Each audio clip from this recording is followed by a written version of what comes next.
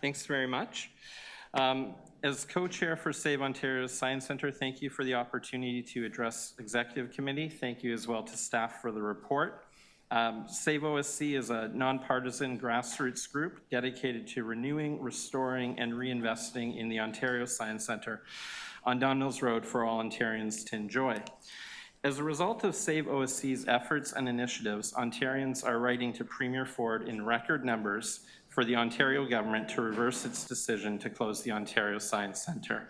That means over 80,000 letters have been sent to Premier Ford. 58,000 of those letters since the closure of the OSC on June 21st. All 124 Ontario electoral districts have written to Premier Ford, and the overall composition of letters is 58% City of Toronto, 41% rest of Ontario, 1% outside of Ontario. So by no means is this strictly a Toronto or Torontonian issue. The whole province cares about the Ontario Science Centre.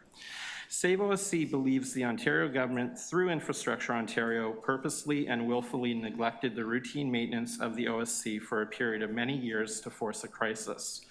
From the Independent Auditor General of Ontario's Value for Money audit, published December 6, 2023, quote, since 2017, due to a lack of funding, 42 projects deemed critical and at risk of failure had not been repaired. Of these 42 projects, 7 had been put forward in at least 3 of the past 5 years and were denied funding each time, end quote.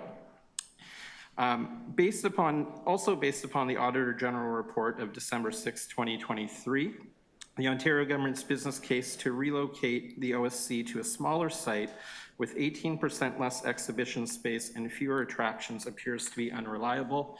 Quote from the Auditor General, the 2023 cost-benefit analysis used to support the decision to relocate the Ontario Science Centre did not include all costs for both options assessed.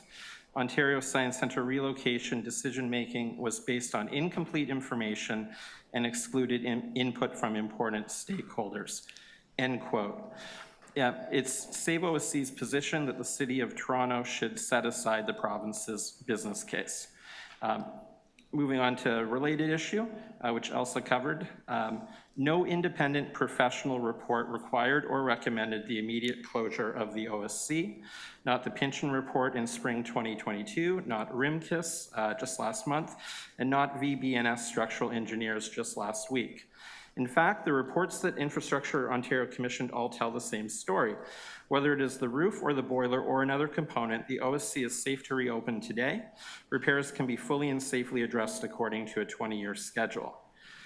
No independent professional report has quoted a repair bill of greater than $500 million either. Elsa just went over the Pynchon report, which included a repair and replacement spending of $229 million over a 20-year period, 20 years.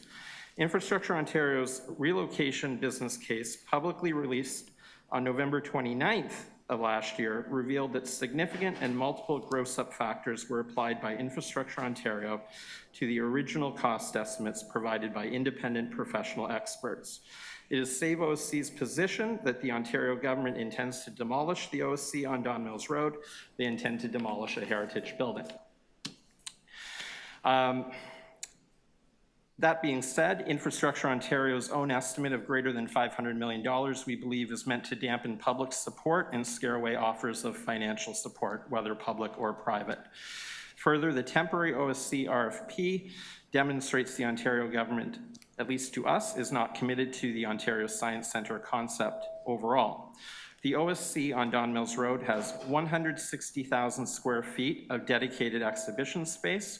By comparison, the RFP contemplates a very small temporary OSC, 50,000 to 100,000 total square feet, not exhibition space.